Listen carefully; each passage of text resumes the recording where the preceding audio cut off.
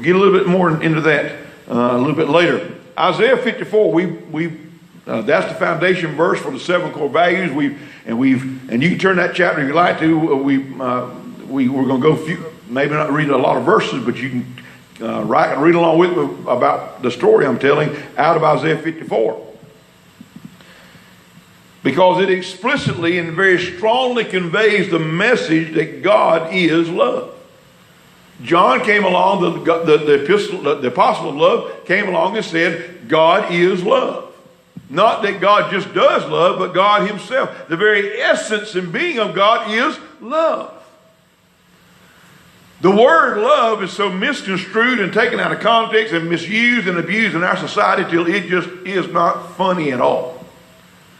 That word love is just absolutely, totally, recklessly used. And people attribute love to almost anything now.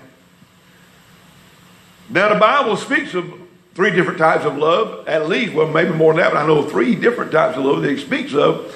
The love we're addressing today, and the love that when we talk about God, the love that's mostly talked about is the agape love, the Greek word agape, meaning the divine spontaneous love of God, the divine spontaneous love that doesn't just say something, it's a love that does something. And if we truly love, we will do something, or at least be willing to do something, if we truly love. Amen? So Isaiah 54 very explicitly and strongly conveys that message that God is love. And in that chapter, while Jerusalem is described as a forsaken wife in chapter 54, verse 1, 4, and verse 6, they're described as a forsaken wife. God is described as or conveyed as a loving husband in verse 5.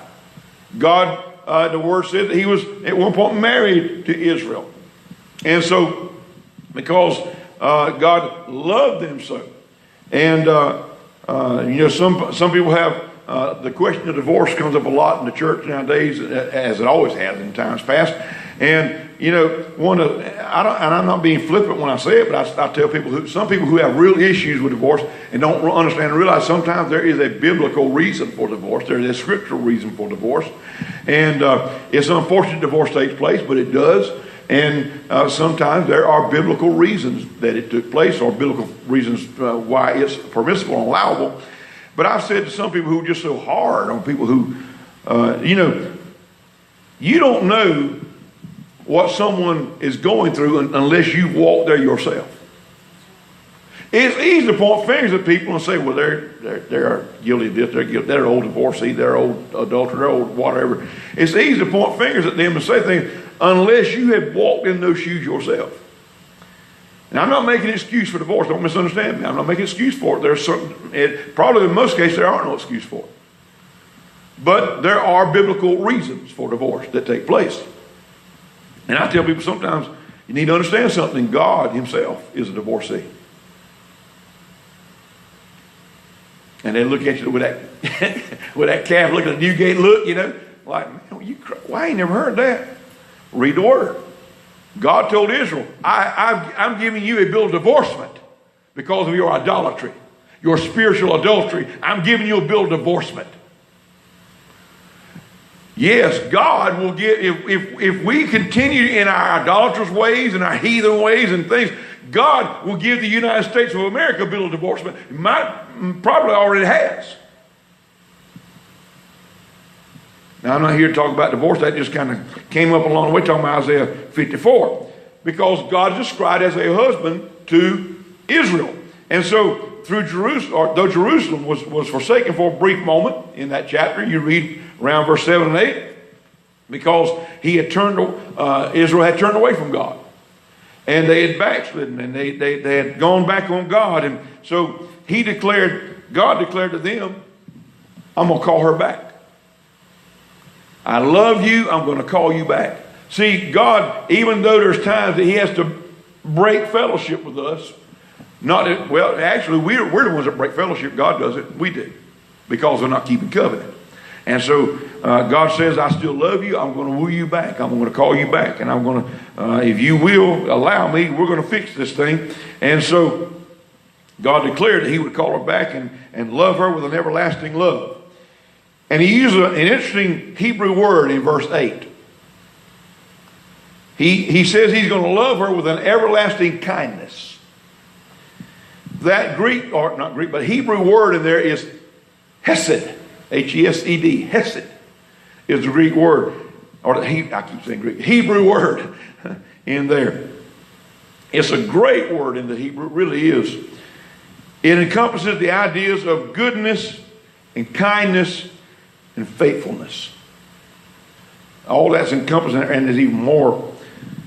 And since God has entered into a covenantal relationship with his people, his loving kindness, his hesed, is shown specifically by his fidelity to that covenant. See, God never breaks covenant. He will never break covenant. If the covenant is broken, it's by the people, the person or the people he made that covenant with. God never breaks covenant. Also, it is a love that's freely given because God is generous. Freely giving his love. He's generous. It's an everlasting love because God is eternal. And so during the time of the Old Testament, in the Old Testament economy, especially in the Jewish economy, of course, a husband did not have any obligation to show mercy to his disloyal, unfaithful wife. He didn't have any obligation to do so. So God himself is showing an extension of love that Israel was not an obligation to show, but he was showing it to them because it wasn't, love is not of the law. I hope I'm theologically right. I think I am. Love is not of the law. Love in the law, love in the law many times battles with each other. Love in the law sometimes conflicts with each other. So God he extended his love even beyond what the law said, because the law allowed the husband he didn't have to show any kind of mercy. He could have her stoned to death if she was unfaithful. If she committed adultery with someone else, he could have her stoned. He didn't have to show any mercy. He could have her stoned to death, and all that would be within his rights. And he didn't owe her anything if she became disloyal, unfaithful, or anything like that, as the husband of an unfaithful wife. So God, as the husband of Jerusalem, he was in essence obligating himself, showing loving kindness so that he would have compassion on his rebellious people. And so love, God is love. That's the first point. God is love. God is love. And I say this. Love is giving.